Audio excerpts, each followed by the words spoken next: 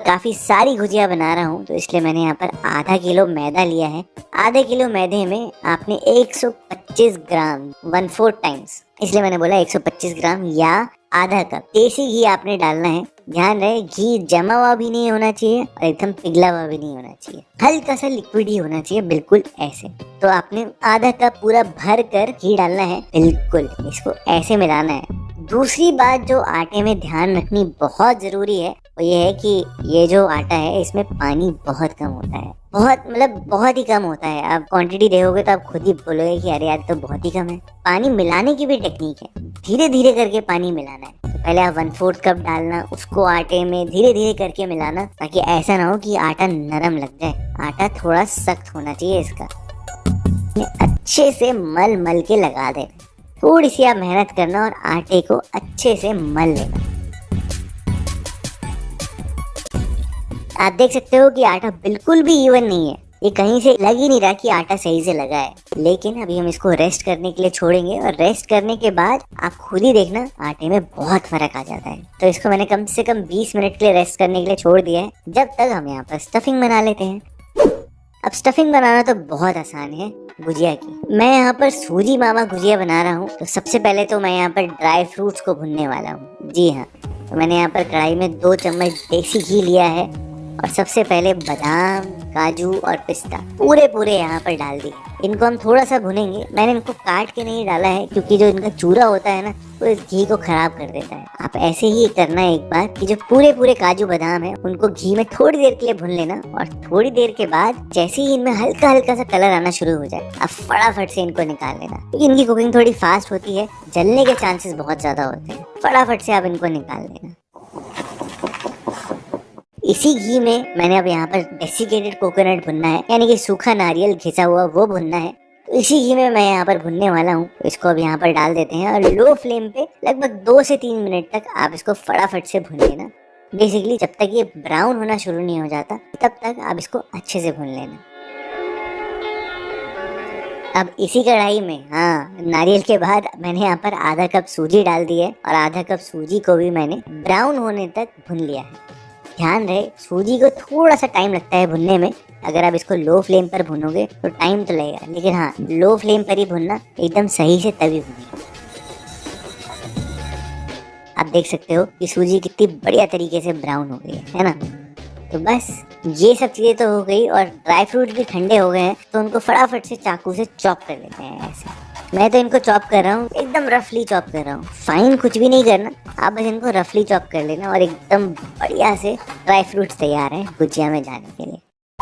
अच्छा, अब last step रहता है। तो मैंने कढ़ाई को अच्छे से साफ कर लिया है और कढ़ाई को फिर से लो फ्लेम पर ही रखा है और इस लो फ्लेम पे मैं यहाँ पर लगभग आधा किलो मावा डालने वाला हूँ। आधा किलो हम यहाँ पर खोया डालेंगे और खोया जैसे ही थोड़ा सा भुन जाए, हल्की सी भुनावट आ जाए, फिर आप यहाँ पर किशमिश डाल देना। किशमिश के साथ साथ मैंने यहाँ पर 2-3 इलायची का पाउडर डाला है। अब गैस को बंद कर देना और अब बाकी चीजें भी डाल देना इस गरम खोए में, जैसे कि ड्राई फ्रूट्स। पहले ड्राई फ्रूट्स को अच्छे से मिला लेते हैं खोए के साथ, ताकि सारी तरफ ड्राई फ्रूट्स अच्छे से फैल जाए। फिर आप यहाँ पर लगभग 1 कप तक बूरा या 1 कप चीनी, दोनों में से आप कोई भी डाल देना और इसको भी पहले खोए के साथ अच्छे से मिला लेना।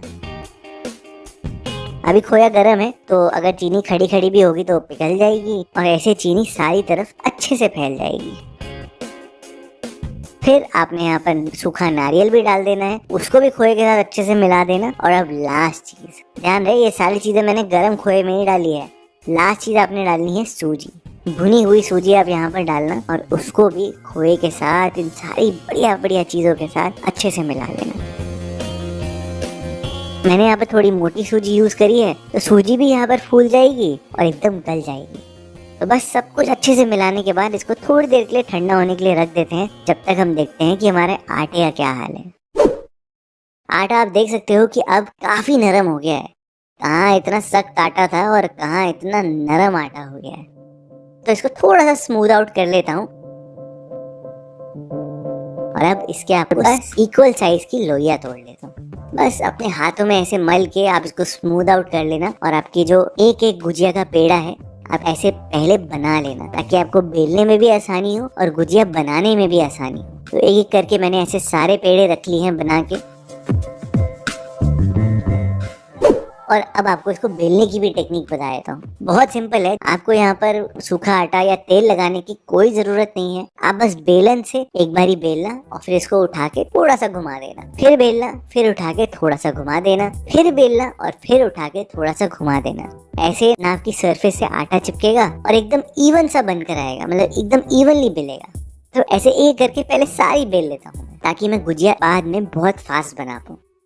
और अब गुजिया बनाना तो बहुत आसान है। तो एक गुजिया मेकर मैंने यहाँ पर लिया है, गुजिया मोल्ड। उसमें आपने यहाँ पर जो आपने रोटी बेली थी वो आप रखना, और जो कोने हैं आप यहाँ पर कोनों में पानी लगा देना अच्छे से।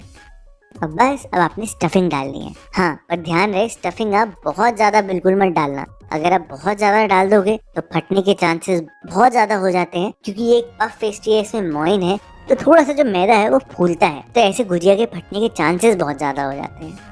तो बस आप ऐसे गुजिया मोल्ड को पहले क्लोज करना और जितना भी एक्सेस है उसको निकाल देना।